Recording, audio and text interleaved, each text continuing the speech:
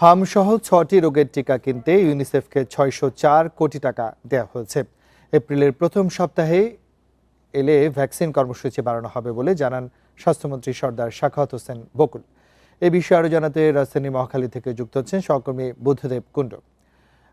আমাদেরকে একটু জানাবেন যে সিদ্ধান্তটা কিছুক্ষণ আগে আমরা গণমাধ্যমে জানতে পেরেছি যে বেশ কিছু রোগের টিকা কেনার জন্য সরকার সিদ্ধান্ত নিয়েছে, সে বিষয়ে একটু বিস্তারিত জানাবেন।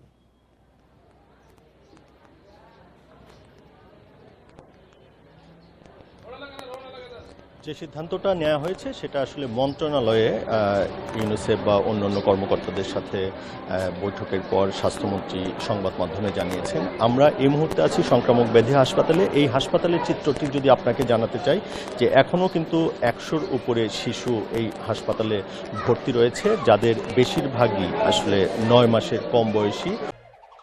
আগের মতোই clean. Berger easy clean fresh, দেয়ালে দাগ থাকবে না, রাখবে সুরভিত।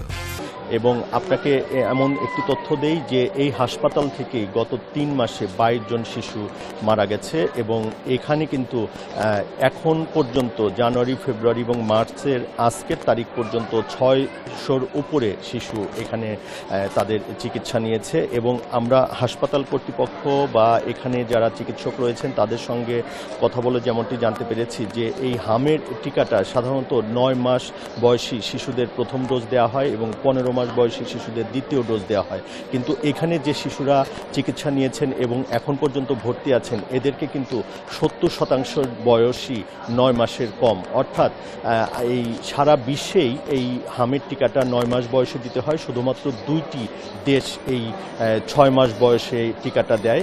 অর্থাৎ এখানকার চিকিৎসকরা বলছেন যে ৯ মাসের কম বয়সী শিশুরা হামে আক্রান্ত হওয়ার যে হয়েছে এবং এর কারণ হিসেবে তারা বলছেন অপুষ্টি বা অন্যান্য রোগে আক্রান্ত হওয়াকেই তারা দায়ী করছেন।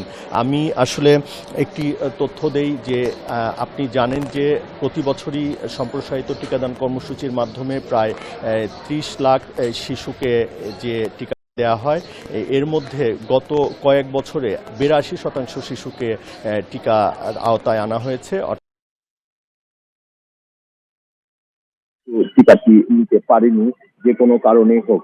আপনাকে আরেকটি তথ্য দেই যে ১০০% শিশুকে যদি টিকার আওতায় আনা হয় তাহলে ৮৫% শিশু তাদের মধ্যে অ্যান্টিবডি বা রোগ প্রতিরোধ ক্ষমতা হয়, আর ১৫% কিন্তু এমনি বাইরে রয়ে যায়।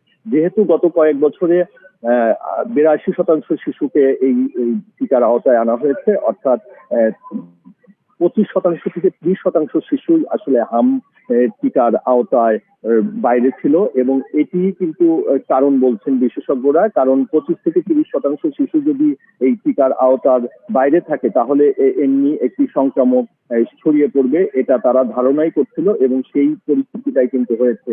যদিও স্বাস্থ্য মন্ত্রণালয় এবং স্বাস্থ্য অধিদপ্তর থেকে বেশ কিছু পদক্ষেপ নেওয়া হয়েছে, কিন্তু সেই পদক্ষেপটা আসলে কতটা প্রতিরোধ করতে পারে সেটি এখন দেখার বিষয়। স্বাস্থ্য অধিদপ্তর থেকে নানা ধরনের পদক্ষেপ নেওয়া হয়েছে।